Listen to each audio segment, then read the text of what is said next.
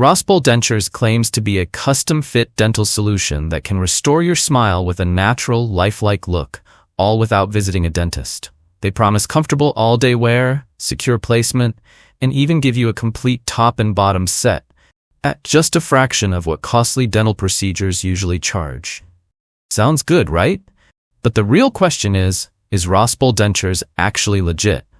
Let's break it down. The first concern we noticed is with the product images. When we looked closely, the pictures had clear signs of being AI generated. The details looked way too polished, with textures that just didn't match real photos. That alone raises doubts about whether the product shown is even real. The second concern is their claim of being recommended by dentists nationwide.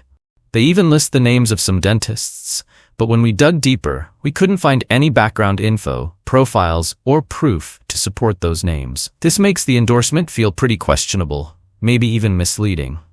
The third concern is the way they use dramatic buzzwords, like, "You didn't just lose teeth, you're losing your face." Now, let's be honest, that's not informative, it's just fear-based marketing. Tactics like this are a big red flag. The fourth concern is their claim that the dentures were developed by 5 licensed dentists from different specializations. Sounds impressive, but again, no proof.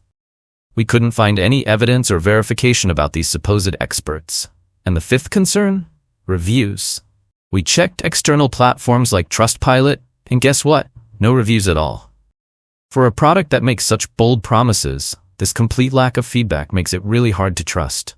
So after looking at everything, from AI-generated images and unverified dentist endorsements, to over-the-top buzzwords and 0 real customer reviews, Rospol Dentures shows too many red flags to ignore.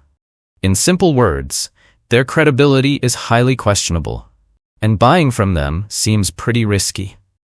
Thanks so much for watching till the end. If you found this helpful, don't forget to subscribe for more updates.